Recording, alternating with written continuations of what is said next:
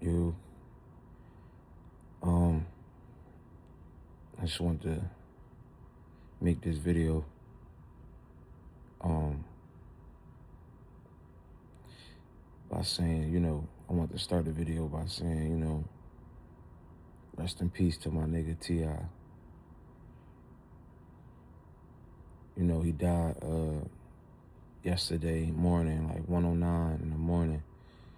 He was shot the day before yesterday. He died at the hospital, passed away, from gun violence. Good nigga, real good nigga, solid nigga.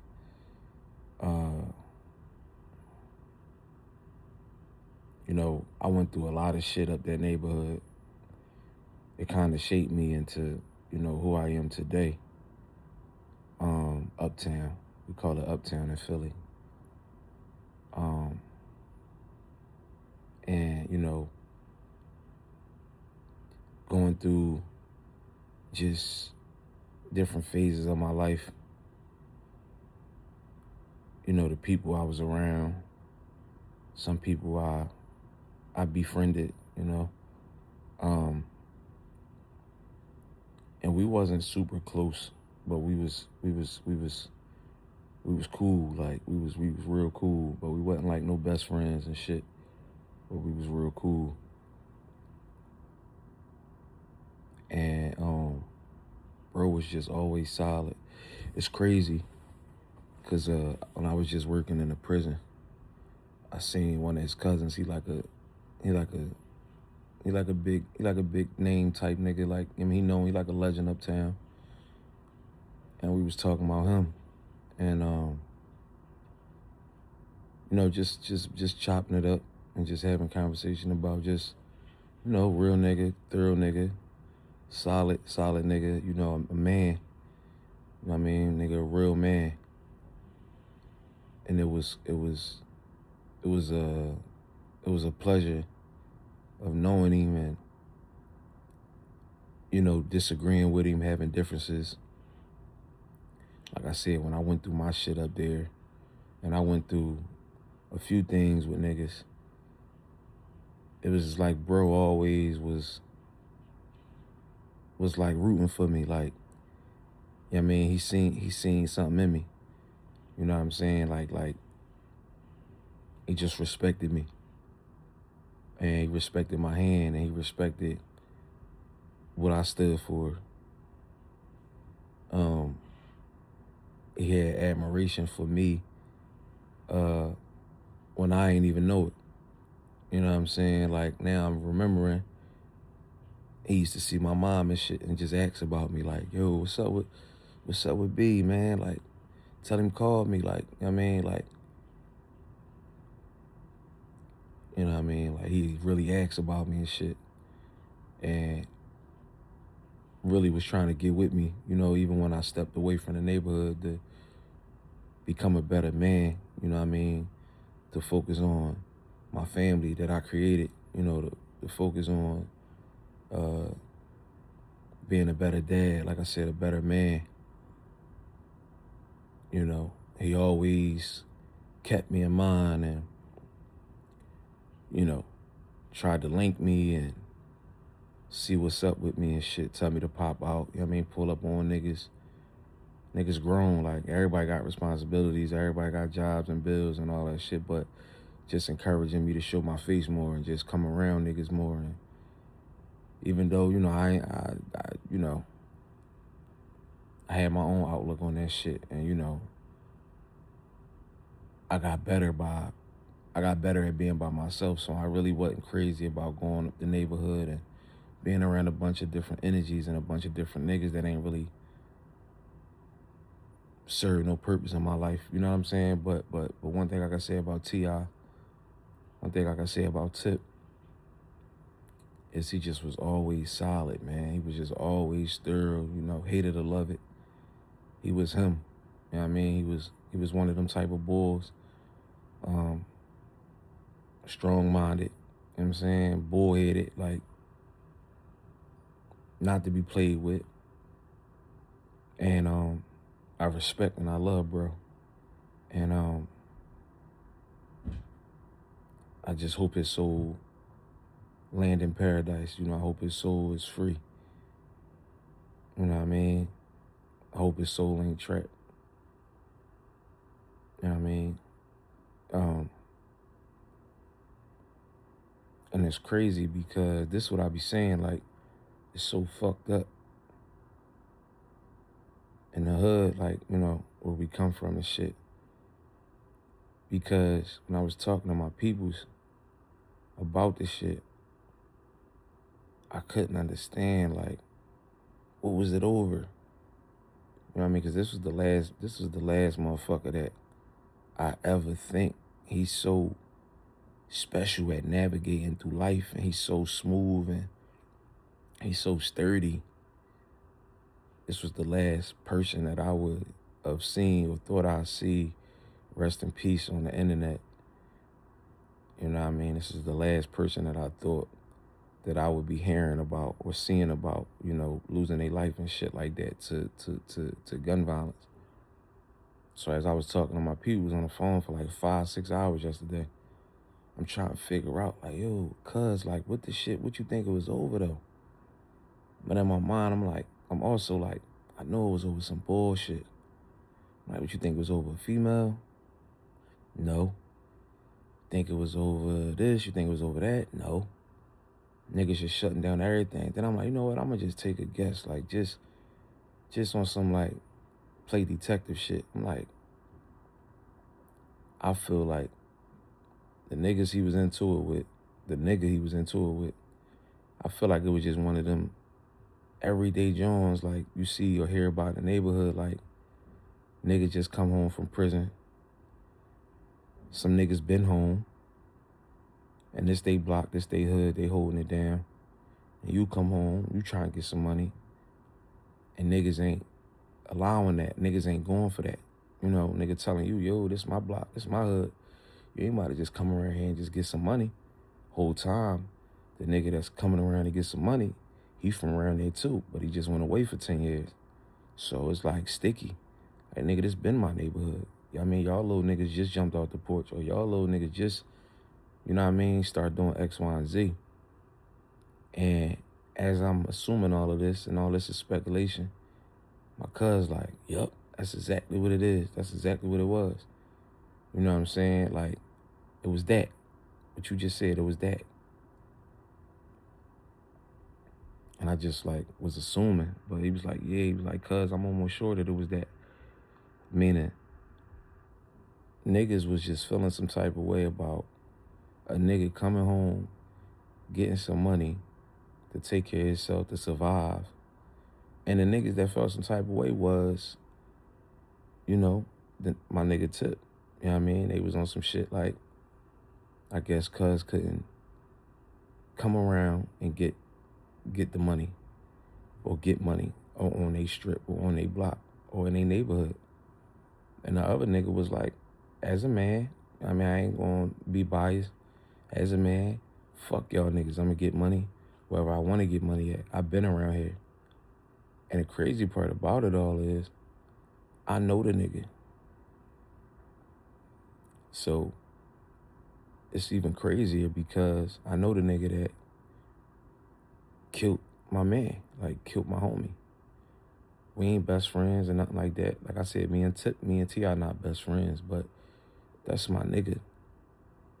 The other boy, I know him, he good peoples. He a good nigga. It's just, it's a sticky situation. It's like, it's just one of them things, like, you just can't believe, like, damn, you know, both parties. And still, regardless if it was about what I'm saying is about, this is my opinion, this is speculation. You know what I'm saying? These are not the facts, but from what it sounds like to me, this is why T.I. lost his life and got killed. Over some dumb shit. It don't take away from the fact of it being some dumb, senseless bullshit. It don't amount to nothing. Even if it was over a female, your wife, your girlfriend, you can get another wife and girlfriend, bro. 9 times out of 10, you kill him over her, or you do something to him over her, she gonna move on anyway. You go to jail, she be there for 6 months to a year, but she gonna move on anyway. he do something to you, you just did anyway. You know what I'm saying? As long as that shit ain't, if it ain't about your kids, bro, somebody bringing bodily harm to your kids, bro, it ain't about shit. That's the only thing I could think of that's worth throwing anything away for. Money, materials, women, like none of that shit don't matter. So regardless of the fact, instead of it being just one person that lost their life, it's really two people that lost their life. Cause that nigga going to jail for the rest of his life. Nigga just came home from doing 10 years in prison. You know what I'm saying? So this a hit. And he didn't quit a hit on the street as far as how the parole and everybody gonna look at it. Nigga, you done. They gonna roof you. Good nigga, got kids. When I say good nigga, I mean he a good nigga. He's 30, he solid, he a man. Decent guy. You know what I'm saying? But them niggas just could not fix it. I heard shit about motherfuckers trying to fix it. Trying to bring them together because it wasn't about nothing. It's enough money out here for everybody. And that's the point I be trying to make the niggas. Like, it's sad, bro, when you really unravel this shit, unpack this shit. It's not just my homie, you know, losing his life, but that's just a common everyday situation in Philly, in America, across the world, for black people dying every day, niggas dying every day, good men dying every day, leaving their kids behind. Like, bro, like T.I. had kids, bro. I mean, I heard he won custody. He was going through a custody battle with his kid's mom, and he won that shit. Got custody of all his kids. Had a good job. Was getting out the streets. You know what I'm saying? Getting out the streets and starting to like better his life. I was seeing him from afar. His life was finally taking shape. He was elevating. He was really stepping into who he truly was supposed to be, who he's meant to be. A dad, a man. You know what I'm saying? A good man, an honest man. You feel me? Leaving all that crab shit behind, all that bullshit behind. This shit hurt. This shit hurt a lot of people. A lot of people sad. It's a real sad week. It's gonna be a sad month. You know what I mean? Sad year, sad eternity for some. You know what I'm saying? This was a good nigga, and he lost his life over what? Fucking ego. Nigga, this my block. No, this my block. It ain't nobody block, nigga. You know what I'm saying? It definitely ain't our block. If anything, us black people, by saying our shit, we gotta stop dying over shit that ain't ours. And I was talking to my cousin. I'm like, yo, man, you know, this life shit crazy. Like I really feel like it's written already. Like all this shit written. But like I said, and I've been saying, I feel like we can somehow, some way modify our storyline, our timeline, by not paying attention to the signs, ignoring the signs, ignoring the messages, the hints, the help, the details. Cause I'm talking about my nigga T.I., like, he got shot before. And I think that was his near-death experience, and that was when he was supposed to come back and do everything differently, take a whole nother approach to life. My cuz I was on the phone with had an aneurysm, almost died, near-death experience. Shit, me, I had alcohol poisoning at like 14, 15, going to a cut party, a hooky party. Near-death experience. You know what I'm saying? So it's like, you get that second chance, bro. And if you continue to place yourself in situations, around situations, all of that kind of shit, if you continue to do that, bro, it just is what it is, I believe, after that. You know what I'm saying? Like, I feel like Tip, like, he was supposed to get away from all that shit. He got another chance. He got another opportunity. And he was actually doing what he was supposed to do, but it was certain things that he ain't leave behind. It was certain things he ain't cut out his life. It was certain things like holding him back. I know what that feel like. Maybe not on that level right now in my life where I'm at, but I know what it feel like to be great, or to aspire to be great, or to be trying to elevate. And you elevating, but not as maybe smoothly or fast as you probably could if you was to let certain things go.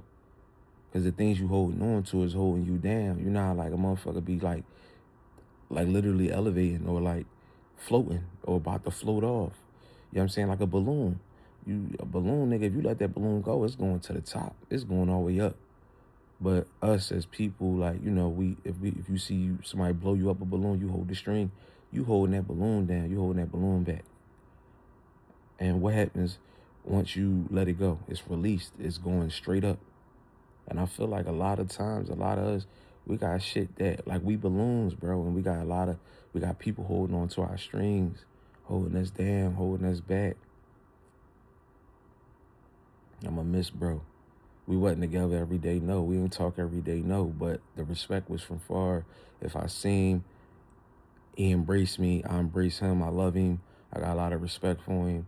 What meant the most to me, you know, was how he advocated for me, how he stood next to me when some niggas was on weird shit, when some niggas ain't want to, when some niggas ain't even know why they felt some type of way toward me, bro.